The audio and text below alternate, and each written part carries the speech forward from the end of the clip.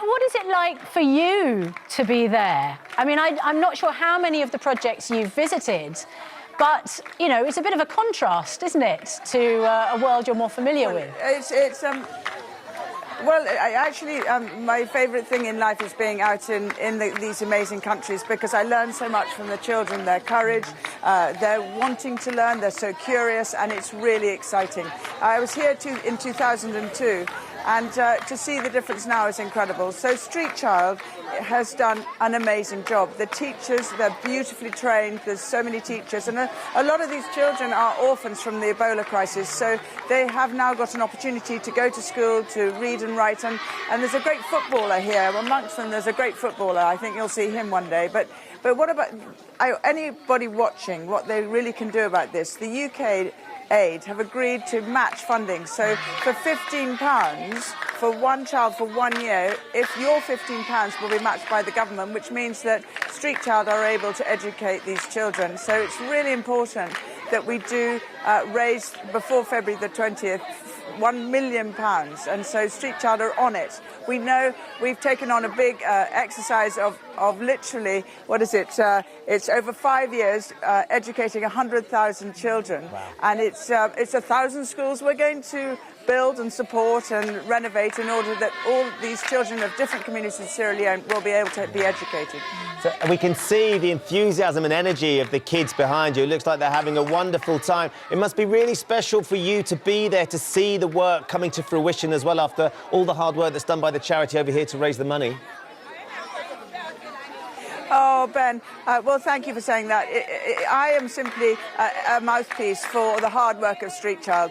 Street Child really have impressed me yet again, because they're young, enthusiastic, and they really have thrown their entire heart into it. Tom Dannett and his wife Lucinda and Chloe, they all were here when the Ebola crisis hit. They never left. So I often, Children in Crisis in 1992, when I started it, forgotten children, forgotten places, forgotten countries. And merging with Street Child has now enabled that we're never going to forget. We're never going to forget the children of Sierra Leone.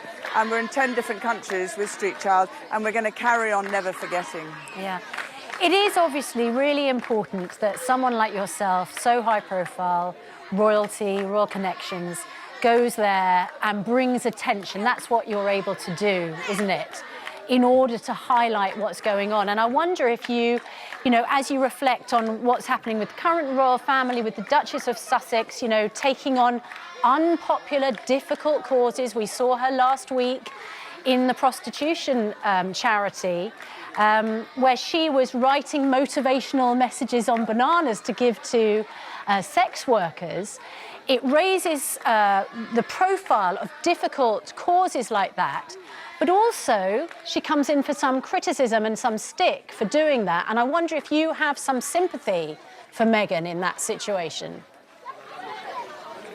Well, I think that anybody that is on the public stage and that shines a light on situations which are difficult should be absolutely honoured and heralded, because it's not about, it's about getting the message out there that there's a chance for people to have hope.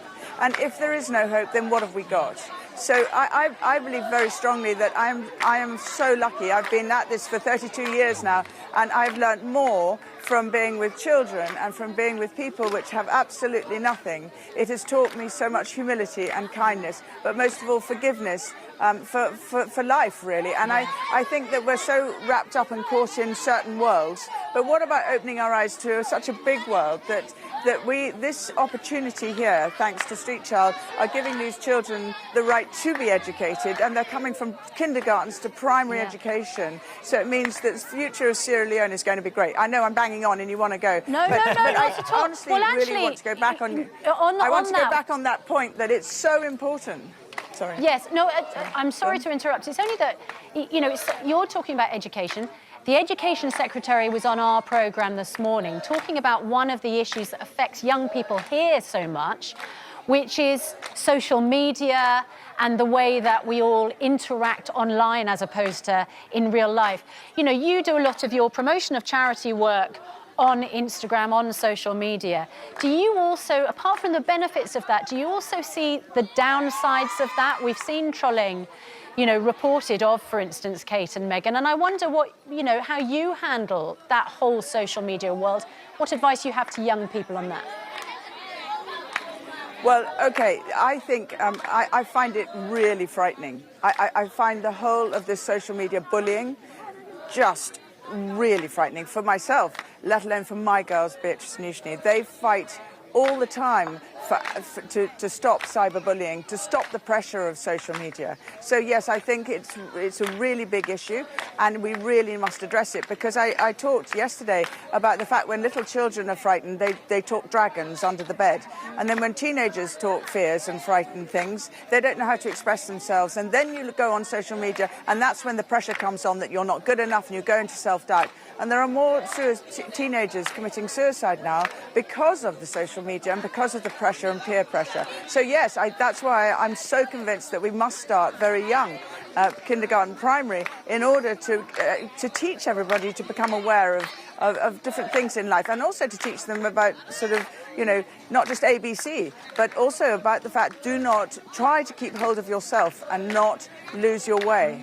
I mean, you're a mother yourself, of course, and we saw the wonderful wedding that you were all at for Eugenie, and you've been there, and I imagine that you're trying to guide your girls through that minefield as well for them. Because I believe in example by leadership. The way I've been a mother to my girls is I never hide anything from them. So the fears, we address them straight on. I mean, Beatrice is 30 and Eugenie's 28. They're young women now, and they have their own voice. But the way that we have always managed to be very, very solidified as a team together, of course, with the Duke of York, who's a great father, is family unity, is talking about any issue.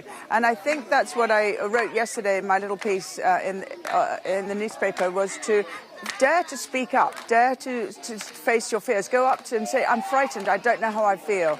And that's what we did to Beatrice and Eugenie, and I think that that's so important. I personally, advice for anyone who's watching is it's okay to be yourself. Don't try and compete with the next door neighbour, just be yourself. And if you are, if you're red-headed and full of life like me and full of colour, of course everyone's going to sometimes have a jab at you. And you get up, you get on, and you never give up. And that's what I've done, and I'm in my 60th year now, and I'm still standing, and I'm very lucky. And the reason why I'm still standing is because of my love of Street Child, my love of giving these children the right to an education, and carry on. And anyone who is sitting there going, oh, but I can't. You can. Sit at the end of the bed and make a difference to yourself today. Do something you've never dared to do. Well, look, clearly you're making a huge difference to those children. You can just see how much fun they're having behind you. We really do appreciate you joining us this morning. Best of luck with the rest of the campaign. I'm sure it's going to be incredibly successful as well.